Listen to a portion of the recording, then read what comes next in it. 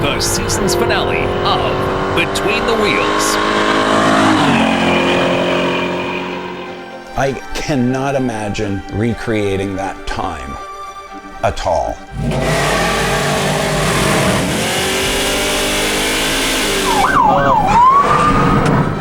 There was a real magic spot in the 80s and 90s. We had no idea how significant and how fast the cars would get. Tonight I met a person who will be my friend for the next 30 years, and you had no idea. In the 80s, there was no classes really set up for street cars to race at the track. And they basically, had a couple lines for us, and one of them was, you won't be as fast as us. It can't be done. We wanted to know who was really the fastest. And we were able to get that on the street. So yeah, let's race. Bought it new in 1970. Those were the best days of our lives, I think. 17 years old when I bought that car. Ran on the street. I went there, made noise, and went home. Yeah, that's what it feels like in a 9-second car. I got it up on jack stands and I cried. Most people would look at it and say, it's a basket case, you can't fix that. I mean, we didn't have any safety checks and none of this bullshit down. I mean, everybody just drove a car, At 40 miles an hour, if you're gonna crash in this thing, you're friggin' dead. I spent probably 16-hour days. I would end up sleeping in the body shop in a car. It's gonna be a lot of work, and she said, who cares? It wasn't that we had money falling out of our pockets. We made the car happen because of the desire to restore the car.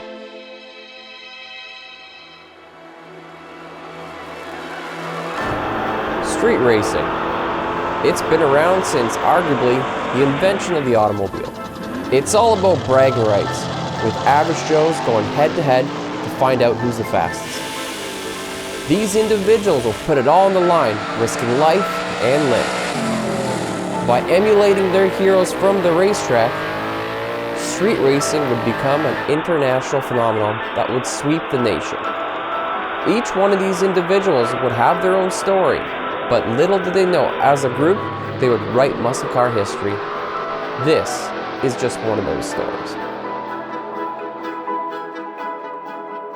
For the past 3 years, I've traveled around, making it my mission to capture and preserve as much automotive history as possible.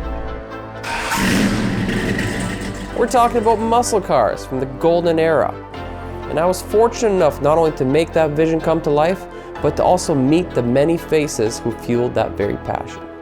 But of all the stories we did, the one story I always found the most fascinating were those of the street outlaws. Over time, we got bits and pieces of these stories, but never got the whole picture. Not until now. I've managed to not only locate one of these individuals, but to also get together and get the whole story. For the first time, I'm getting together with a former street racer who not only was involved during the zenith of street racing, but would also go on to accomplish more than he ever set out to do. This is Jeff's story.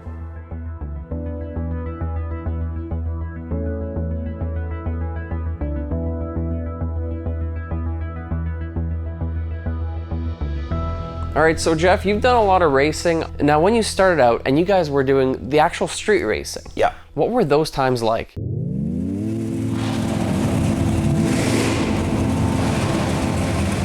So those times were very exciting.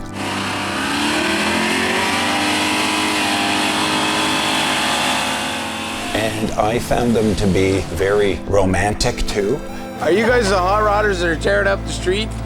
There was a group of us, fairly large community, who would end up gathering and meeting at the donut shop on Carling Avenue, which was what would be an institution now based on the fact that it's gone, but it was the Mr. Donut. My first exposure to the street racing was a college friend of mine. I wasn't even 20. My college friend of mine said, you gotta come and see the cars. And I said, okay. So we went out one night, we went to the drive-in, and there was literally 200 or 300 cars parked. All car enthusiasts, some people on the sides of the road watching racing when I pulled in. I met people there that night that I am still friends with to this day.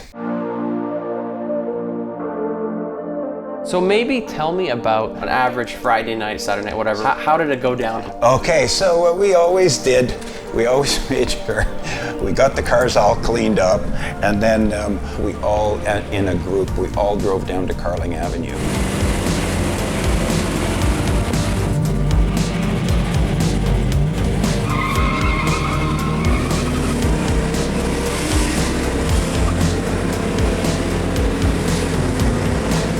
You would always, see your friends, catch up from the week. We would always be like, hey man, how was your week? And we would always then talk about cars. What did you do to your car this week? Mm-hmm. Do you have a new part on it?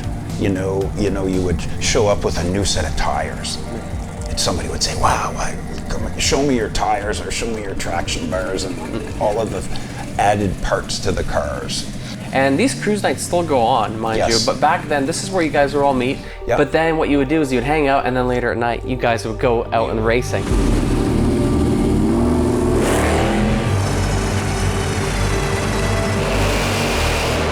We would talk cars, and then we would organize amongst ourselves races.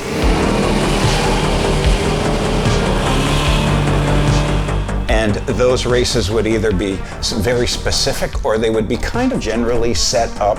There was a group of much faster cars than us, and then there was a much slower group of cars.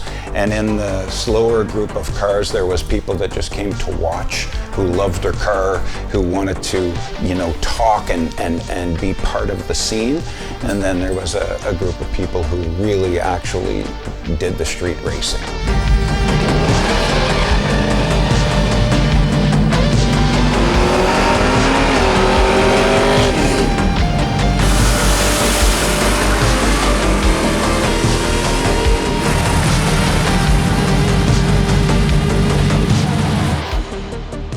And depending on if we raced downtown on public roads, off of lights, that was a very serious group of guys who were not scared to race in front of hundreds of people and on downtown roads. When we went to the country in the dark, some of the guys who wouldn't race downtown would come out of their shell and race, because the less chance of being caught by the police. We weren't anywhere where it was dangerous, where other cars could come into traffic and things like that. So we were always constantly upgrading the cars. And then if you felt you made a significant change or you wanted to race somebody new, then you would, go around the parking lot, pick and choose the car maybe that you want to find out who the driver was, was he interested in racing? And depending on if that guy wanted to have a private run or a really public run. Some guys did not want to do the big spectacle, so we would leave two cars and we would drive out, try to do a private run, see how that, win or lose. We usually take a flag person with you. Most of the racing happened in huge groups.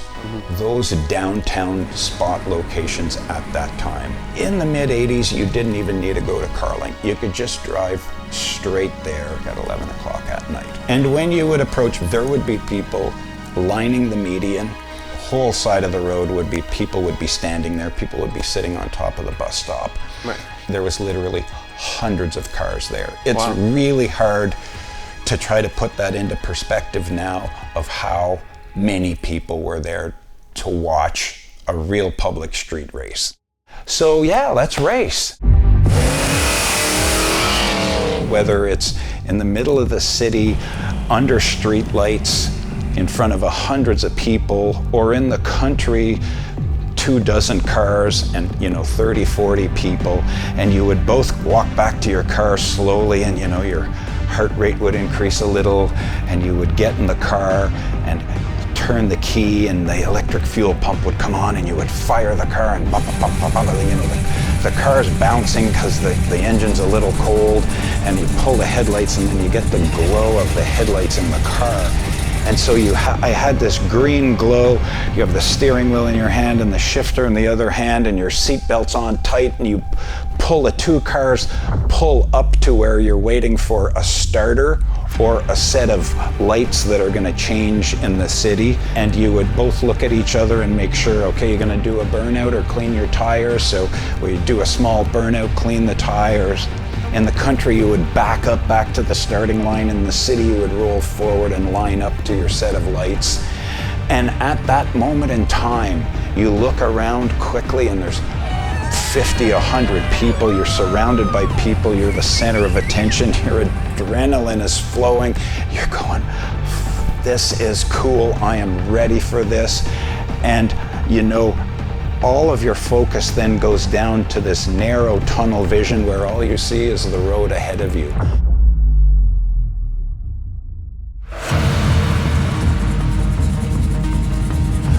And either the flagger drops his arm or the lights go green and you step on the gas pedal and the motor comes to life.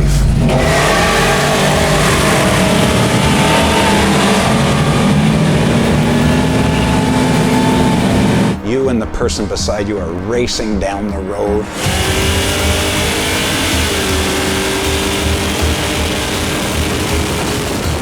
And you know you only have a quarter of a mile.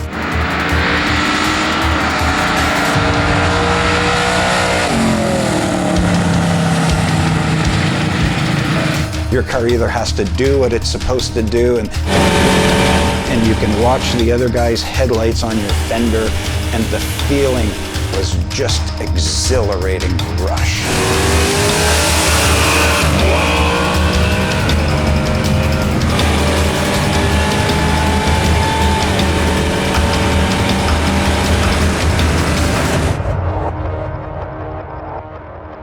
Just a rush, and I got that rush, win or lose.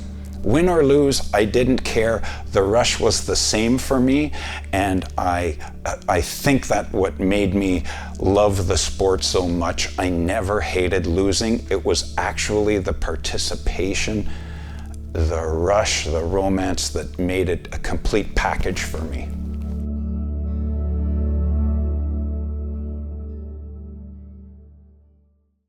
So what kind of car were you running back in the day? So I had a 1967 Mercury Cougar. It wasn't my first choice of car, but it showed up here. My father-in-law brought it back from Victoria, and I had never seen one before. In real life, I said, you know what, this would be a cool car. And it had a V8 already in it, it had a small block Ford in it, and that car was dismally slow. That car went 1760s. That summer I tried the car and they said, oh, this car definitely doesn't compete. Yeah. So I went on a progression of working on the car, and with the small block, the car went into the mid-12s on the motor, and it went into the mid-11s with nitrous on it. And we had a lot of fun street racing that car.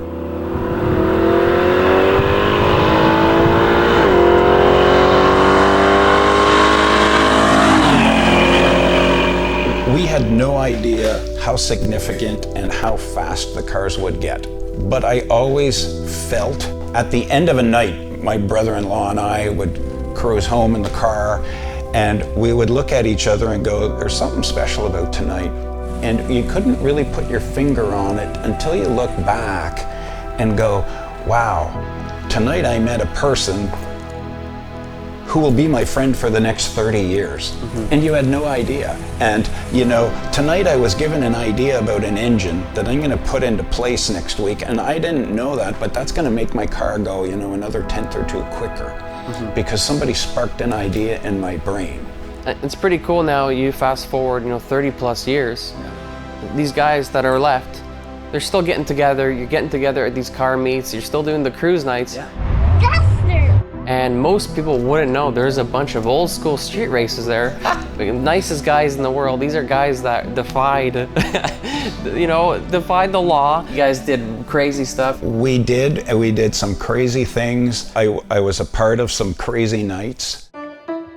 The mayor came by one night, this is the story, where she came by one night on the way home, saw a group of us street racing, and they came up with a plan on how to water the streets down at night.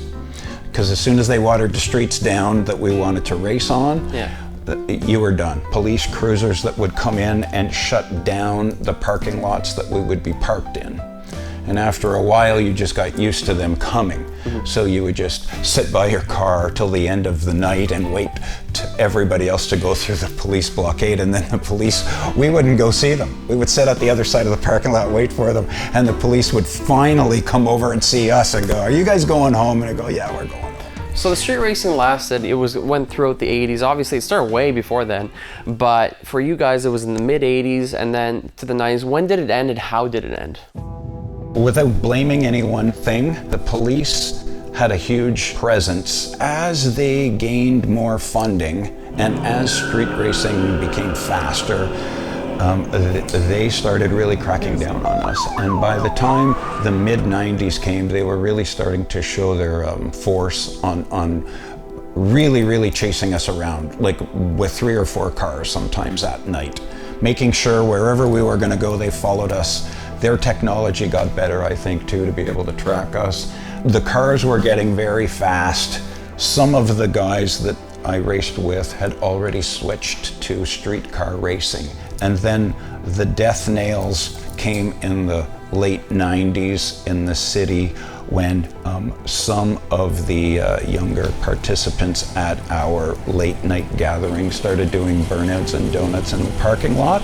And that really attracted the attention of the police. And that really put it to bed. We were done at that time. But at the same time, it was like those days were numbered at that point. You know? Yes, and we had a code of ethics. All of us had a code of ethics. If you came with me to street race, I had everybody lined up behind the starting line. Some of the street races that I had been to where I, wasn't helping or doing any organizing, cars were parked ahead of the starting line on each side of the road. I found that to be very dangerous. I didn't think that, if we're already doing something dangerous enough, let's just take some of the, unneeded danger out of it. We were already racing 2-lane roads, 6-foot ditches on both sides. Some of the places we raced at were in the middle of nowhere, so if you ever had an accident, it would have taken a long time to get, an ambulance there. Luckily, none of that happened, so at that point, I believe we were all very fortunate. But I agree with you about the romantic times and the excitement that we had. I cannot imagine recreating that time at all. There was a real magic spot in the 80s and 90s because there's always been street racing. I think street racing was invented when the second car was built, right? Yeah. Well, there's always been street racing, but something magic happened in the 80s and 90s where we got really good tire technology started coming around, nitrous oxide kits came out, the cars started getting really fast. And they, in relative terms, technology came with us. We were probably a group of people that helped teach each other, and there was an accumulated knowledge of how to go faster. And I don't know if it was an economic cycle that we really did well in the 80s or not, but I think the muscle cars were just old enough to be affordable. And you weren't buying like a brand new, big block Dodge or big block Chev. It was actually now 10 or 15 years old. Okay. And I think that became very accessible to guys like us. We could buy these 10 or 15-year-old muscle cars that hadn't been driven in the winter, and we could modify them and race them. And the vast majority of people that we've done interviews with are people like yourself where they would buy these cars and the first thing they would do is restore them and then they would kind of improve them. And at the time, obviously, people were doing the whole street racing. Why is it that there wasn't racing done at the drag strip? So there was racing done at the drag strip, but it was called bracket racing, and you raced against your own time. And a lot of the guys, like myself and others, how do you call that? We shared a common bond that we didn't want to bracket race. We did not want to put a number on our windshield, and then the lights come down at the different time, and the first one to the end went. Like, we wanted to know who was really the fastest. You wanted the excitement of a heads-up race. Heads-up race. Yeah. That's what we wanted. And we were able to get that on the street.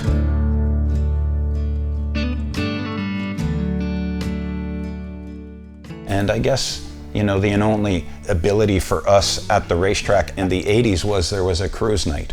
And we were able to go try our cars on Friday or Saturday night at the track. But it wasn't like an actual professional race where you had No. the heads up. So that didn't exist. There was no classes set up. In the 80s, there was no classes really set up for street cars to race at the track. Okay, so there's a huge gap we're talking about here. You got people, they want to race, and there isn't the venue or the organization, rather. Yeah. The venue existed, but it wasn't an organization set up to do this. Yeah. And you guys decided to do something about that. Yeah. With the street racing. What was it that the pros said to you when you guys came to them with the idea of starting something? So when we were street racing, a lot of the older guys or the bracket racers at the track, and we wanted to really go fast. And a lot of them discouraged us, told us it couldn't be done on street tires, couldn't be done through mufflers, couldn't be done. Your cars are too heavy. Well, a lot of discouragement at that time, but within the racing community of the street racing, I watched the guys progressively going faster and faster. And we were all fascinated with the progression because the progression wasn't slowing down. And I was amazed at how fast some of the cars were going. Like, we were talking about cars that ended up in the 80s, ended up going into the 10s. And then, you know, into the early 90s, they went into the 9s, and these cars were full-bodied, license plate, street-driven cars. Okay. Mufflers, most of them had stock suspension. So then we all ended up getting a basic roll cage as we progressed. Right. And you played with the suspension, and you played with the tire and the stall speed and the transmission and the rear gear, and you got these cars, you know, to work on the street. That was my main goal if I had any time off on an afternoon, was to go out on the old country roads and get my car to work on the street, because that would translate to somebody who was spinning. You would instantly get off the set of lights on the street. If you could get them by a car length through the intersection, it was very hard to catch up. Even a faster car had a hard time catching up.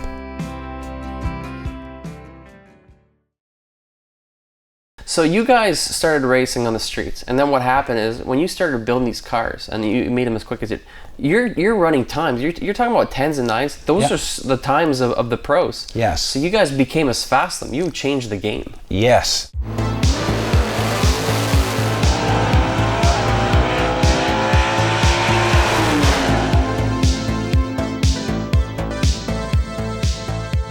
Our heroes in the United States formed organizations. National Muscle Car Association came around just after 1990.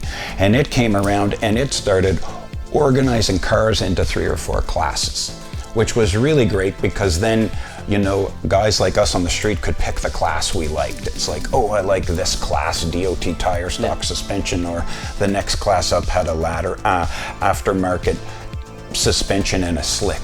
And they really organized the sport into classes, of which then in Canada, we started going to the racetrack to semi-organized races. Okay. And so those rules ended up coming to Canada. And then what you did was pick the class that your car fit the best in. Mm-hmm. And you would end up with these plated street cars in a street car shootout. And we would be faster than the local bracket class semi-pro cars that were completely gutted cars, big tires on the back, right. No license plates. And we would show up there, license plates, insurance, nitrous, purging nitrous over the hood. And, like a lot of the guys I looked up to could drag the back bumper down the racetrack. Wow. And we soon became the show at the drag strip, where the local bracket racers were the bread and butter for the promoter, But if you said you were putting on a streetcar shootout in the 90s, oh my God, you got hundreds or thousands of spectators in Toronto to come and watch a streetcar drag the back bumper and go nines. So this was incredible. It's really something else to see cars that are set up for with no interior, like you said. Yes. But to have a streetcar going those times, so you guys became the spectacle. Yeah. And you know, when we were there at the racetrack, when we were young, and we would go and talk to the bracket racers, and we told them how fast we wanted these cars to go. When we told them we felt that a streetcar could go single digits, which would be a 9-second car, and they basically, you know, had a couple lines for us, and one of them was, you won't be as fast as us. It can't be done. Here we go, Tim Vero, your number one qualifier, the Mustang. Jeff in the 67. And little did they know how the technology and how the work ethic of the guys that street raced. Because you're talking about a group of guys who came out, you know, one year, you know, the car went, you know, mid-12s, and then you added nitrous to it. And then the next year the car was going 1190s on the motor, and it was going 1090s with nitrous on it. And the guys were incredibly hardworking and driven by, you know, each other, and driven by a goal that everybody told us really couldn't be done. And these were people that weren't sponsored. There was no financial backing. No. They weren't pros. These are average Joes and Janes, basically working from their garage, building their own engines, doing their own things. And it's pretty incredible to see all that progress and all those achievements done from basically just working in the garage and passing on knowledge. Plus, what makes this really, really interesting is the fact that back in those days, there was no aftermarket, there was no internet, there was nothing like that. So you couldn't share the knowledge, you didn't have any aftermarket. Now you open a website, there's a million things you can order. Yes. Back in those days, you had to be creative in order to get the speed. We had to be very creative. A lot of the guys that we raced with were racing real factory modified engines. You know, when I raced small block Ford, there was 1 or 2 sets of cylinder heads available. So you had to really, you know, pick and choose what you paid for. We didn't have a lot of money, so it was just a lot easier to work with what we had.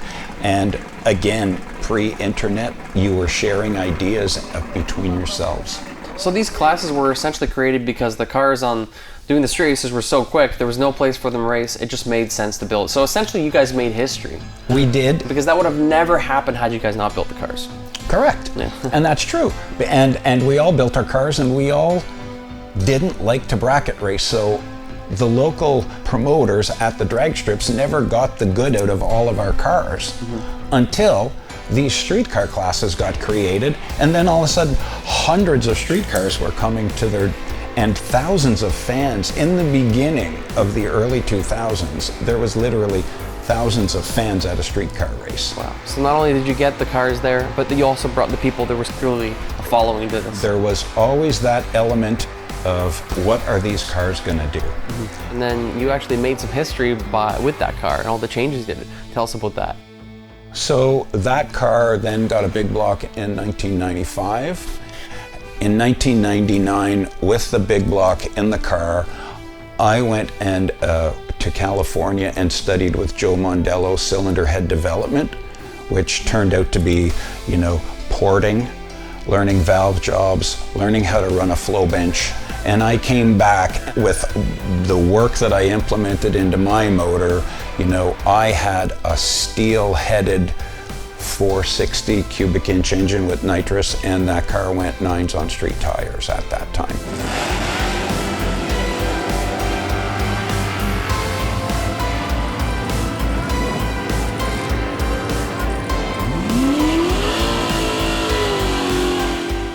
Nines with the license plates. Yeah, full interior, street tires. Yeah, stock suspension. And then the mufflers. The mufflers on the car. Unbelievable. 3,950 pound car.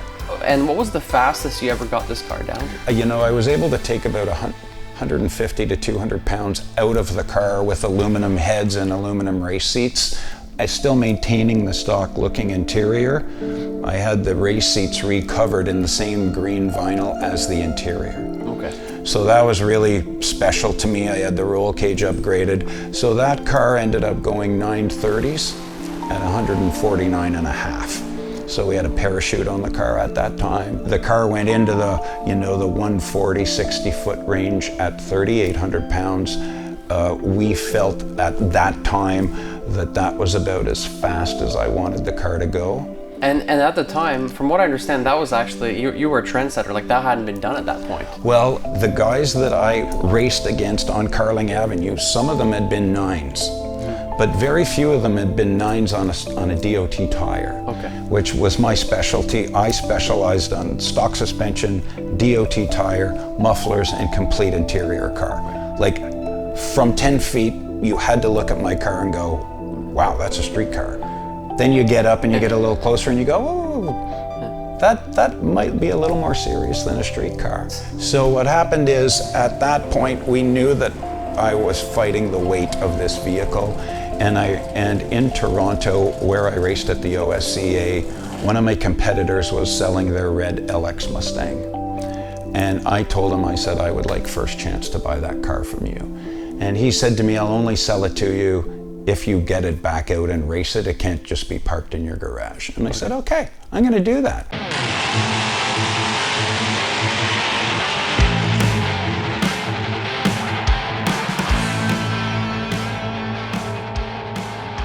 And this is a funny story because we took the dyno to, let's say, 950 horsepower. Wow. And Chris had never, ever, didn't know what would happen if we went past 999 horsepower. So Chris called Mustang Dyno and said, what happens? And it goes, a fourth digit's gonna come up. And he goes, really? He goes, oh yeah.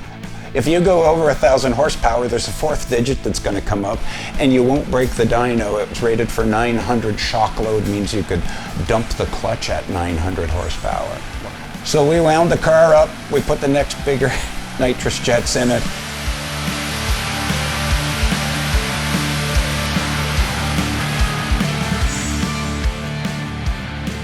In 2004, we put a 1,003 horsepower to the back tire. And they had never seen that before? They had never seen that on the chassis dyno in Ottawa.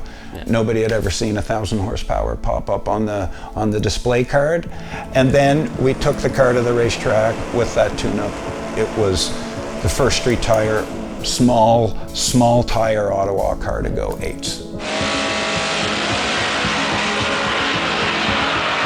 You know, by the time we were done with the Mustang, I had upgraded, my class had allowed me to upgrade to another set of cylinder heads, and they allowed me to put a Dominator and a bigger exhaust on the car. Okay. Well, I kept the same small back tire. I actually went to a drag radial, a 295 drag radial, and with the bigger cylinder head, the car went 7s on street tires, muffler, stock suspension.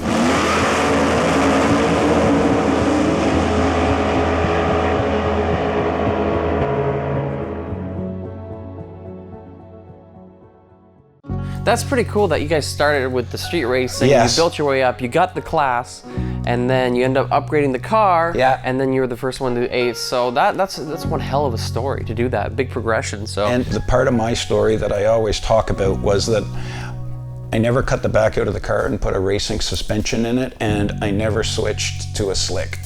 Everything that I did with the car I had to do as if I was still street racing. So that's how influenced I was by street racing, is that as I raced at the track, I could never violate the fact that this had to be a street car. It's almost like you had the unwritten rules. I had unwritten rules for myself. Yeah. Competing at the racetrack for me wasn't as much about winning as it was about participating and being part of something that I felt was really unique, and I didn't know how long it would last. It went 780s, it went 180 miles an hour. 180 miles an hour, unbelievable. Yes. Street car. Street car, we needed to, pass a physical with the doctor to get that driver's license, have the roll cage upgraded to meet the certification for going below 850. So all of those things we just kept doing and progressing. And then by that time, Max, when I looked back at what all of us had done, and the progression of our cars, because a lot of us went 16s and 17s, and here I was, you know, at the end of 2014, and I bought my car, the Cougar, in 1985. So here I am at the end of this, and I couldn't imagine having done what I did, because there's a very famous saying that I like from one of my heroes was Bob Glidden. And he said, if I had written the story of my life in my 20s, it wouldn't be as exciting. So I was very humbled, blessed, whatever you call it, that I had worked my way, I had accomplished in racing more than I ever thought I would ever. At that point, I actually chose to step back from racing, and knowing that I had accomplished and not concentrating on winning, I said, you know, I think it's time to step back from this. Yeah. I think at some point you have to kind of hang up the boots, so to speak. I did. The gloves or whatever, whatever sport you're in. Yeah. In this case. And go out as a winner. Yeah. And that's what I chose to do. So you went out on top, and then you kind of ended your career there, and I think it's amazing what you were able to accomplish, and yeah, I don't think there's anything wrong with going on top. No, and you know, and now my joy is helping guys with their nitrous cars. You know, that's one of my joys. One of my joys is, you know, working on the flow bench, helping people with progress their projects. That's awesome. Yeah. Perfect. Now you guys made a huge difference, but at the same time, what happens now, everybody now goes to the drag strip, which is where we met in the first place. Now, nobody street races anymore, at least nobody that we know. It's not a smart thing to do, and it's not even necessary. It's much safer on the track, especially with the cars running the times they're running. So we can still live that life now, and there still is definitely, although most of it's an older generation, and unfortunately most people are kind of getting out of it. There isn't much of a new generation. There still is a new generation that's getting into it. And it's good to introduce them at the track rather than out there on the road, because that's not the place they should be now anymore. Like, I can tell you a story about one night we were trying to get a race off between, I'll use their first names, Billy and Kevin. Billy had a Corvette, Kevin had a GTO, and we shut the 417 down going to Montreal. And we shut it down with about 40 cars. So the police had chased us around all night, and we really wanted to get this run off. So what we did was we took 40 cars and we parked 4 wide.